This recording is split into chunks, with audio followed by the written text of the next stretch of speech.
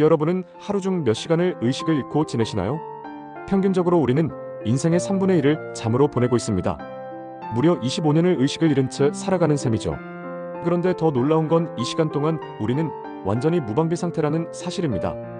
돌고래는 뇌의 절반씩 번갈아가며 잠을 자고 철새들은 비행 중에도 잠을 잡니다. 어떤 물고기들은 수면 중에도 계속 헤엄치고 코끼리는 하루에 고작 2시간만 잠을 자죠. 그런데 인간은 왜 이렇게 오랜 시간 동안 완전히 무력해져야 할까요? 진화의 관점에서 보면 정말 이상한 일입니다.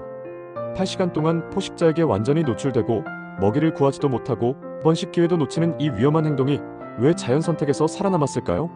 사실 많은 사람들이 잠을 단순한 휴식이라고 생각하기 쉽지만 실제로는 뇌가 가장 활발하게 일하는 시간이기도 합니다. 수면 중 뇌파를 측정해보면 깨어있을 때와 거의 비슷한 수준의 활동을 보여주거든요.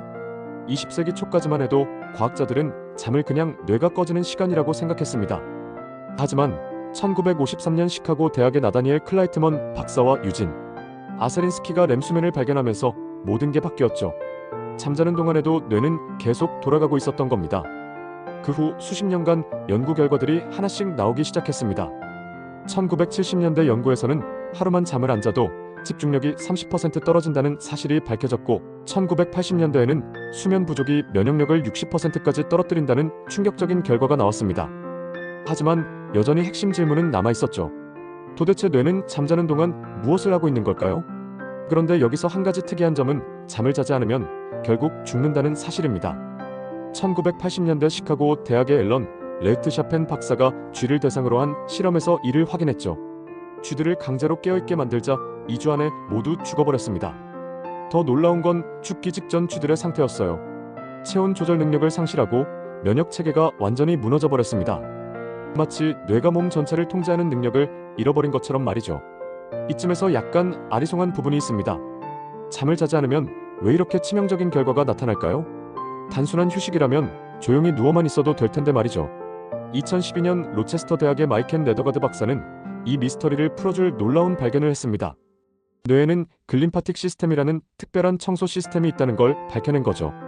그는 뇌척 수액이 뇌세포 사이의 공간을 통해 순환하면서 노폐물을 씻어낸다는 사실을 발견했습니다. 그런데 이 청소 시스템이 언제 가장 활발하게 작동하는지 아세요?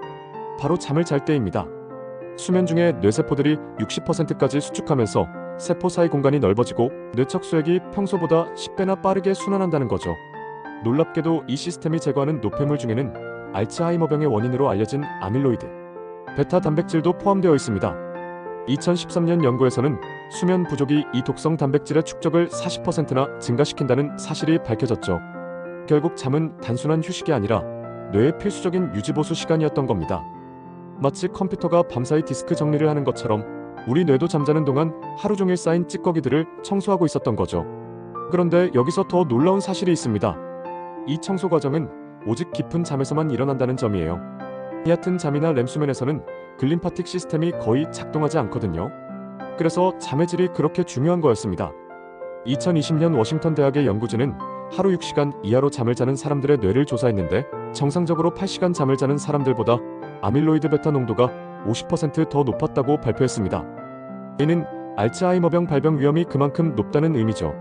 한국인의 평균 수면 시간은 6시간 51분으로 OECD 국가 중 최하위 수준입니다.